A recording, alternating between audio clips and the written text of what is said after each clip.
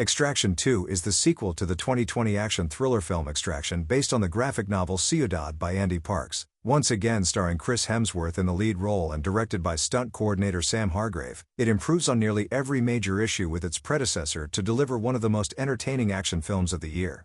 9 months after the events of the first film, Black Ops mercenary Tyler Rake decides to retire from his job, making a new life for himself at a secluded cabin in Austria. One day, Tyler is visited by a mysterious man, who requests that he rescue his ex-wife's sister Ketavan and her 2 children from her abusive crime lord husband David in Georgia. Initially reluctant, Tyler soon relents and recruits his crew members Nick and her brother Yaz, to assist him in storming a Georgian prison where David is holding his wife and children against their will. Among the more notable films to be released during the early days of the COVID-19 pandemic was Extraction, a fine example of style over substance that relied too heavily on action and very little on originality. Despite its cliched and flimsy plot, the film still turned out to be a major hit, later going on to become Netflix's most watched original movie of all time. There's no denying that the film had potential to be an action classic, had it focused more on balancing out its set pieces with better written characters and world building. On that note, the sequel Extraction 2 addresses almost all of these problems, in a follow-up that manages to surpass the original film in practically every way.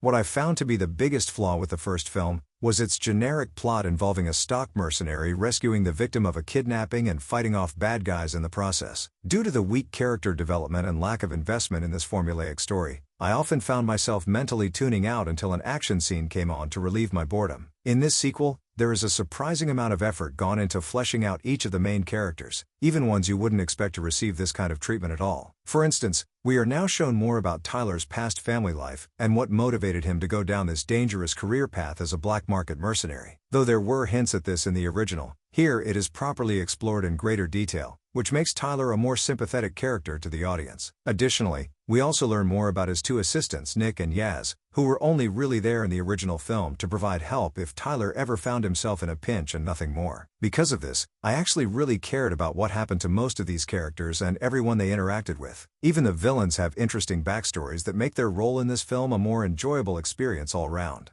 Another thing that this film improves upon is its exciting action scenes. While the original did have plenty of great action set pieces, this sequel implements some rather innovative creative decisions that make its predecessor look dull in comparison. One particular sequence, which I won't divulge too much about regarding its relevance to the plot, is shot and edited completely in one take, beginning as a regular chase on foot and later ending up on a variety of different vehicles. We watch as the camera hastily moves from one location to another with careful precision, all while bullets fly every which way and punches are thrown in all directions. What impressed me most here wasn't so much the unbroken shot itself, but how consistent and focused everything felt during this entire scene, without ever becoming confusing for audiences. This intense uncut scene goes on for over 20 minutes, and reportedly took 29 days to shoot, with an additional 4 to 5 months of preparation. For that reason alone, the filmmakers deserve high praise for all their technical prowess, as I can only imagine the great difficulty they must have gone through to set everything up for such a thrilling moment. Though the action sequences are certainly fun,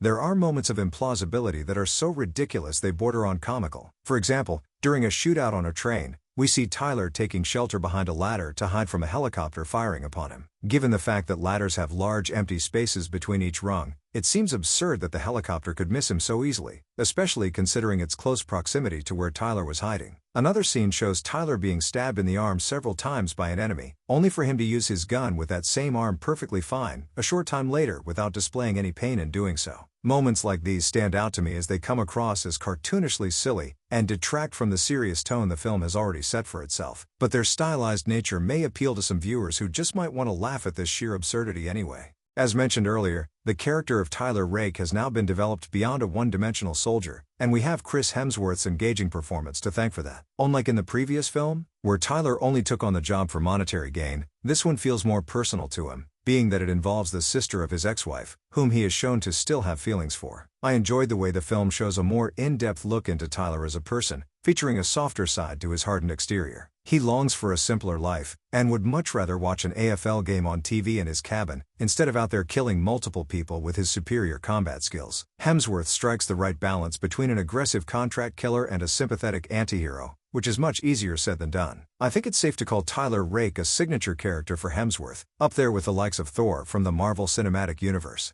For a sequel of relatively low expectations, it is refreshing to see that Extraction 2 has acknowledged all the faults of its preceding film, and has taken the necessary steps to correct most of them. As a result, we now have a solid foundation for a promising action franchise to spawn from this series of films, which is confirmed to be in development. I'd say that there is definitely enough material for at least 2 more movies, and taking into consideration the star power of someone like Chris Hemsworth in the main role, it should last the distance. On that note, this sequel I watched out of mere curiosity, whereas the next one I will be watching out of my own enthusiasm.